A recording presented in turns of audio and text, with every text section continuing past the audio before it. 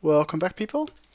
I've been working a bit on shadowing for the past 2 days, and as you can see, shadow is not working yet, but what I have completed is being able to render a depth texture.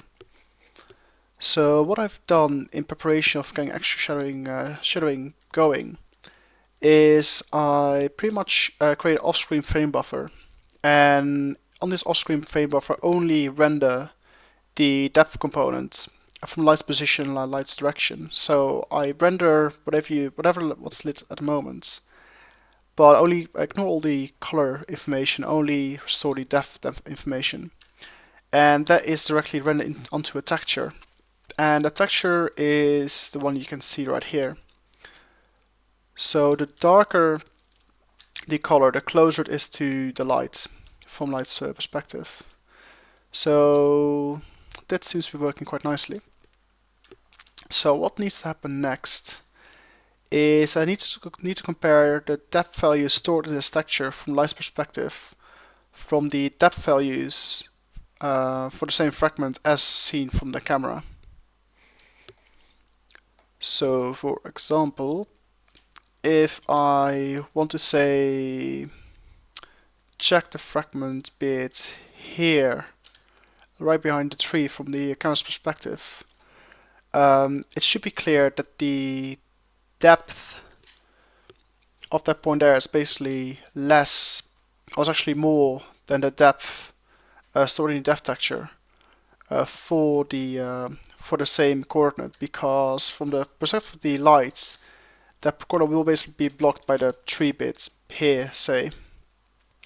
So that means that, by doing like that the test, it should be like the fragments behind the tree are actually further away from light's perspective, and therefore should be in shadow.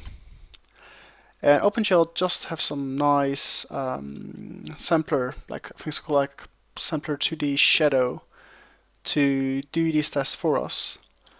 So that's what we want to basically do next, to compare the depth values in this texture to the depth values of the fragments I basically see from the camera, and pretty much hide everything in shadow that's further away from light perspective. So pretty much everything behind the hill, everything behind all the trees here. And that should give some nice shadows, hopefully. So I'm currently doing research to figure out how to make that going, how to make that work. So once all that's up and running, I'll give you guys an update. But for now, I'm quite pleased that I'm actually able to basically render stuff directly to a texture, which is new to me.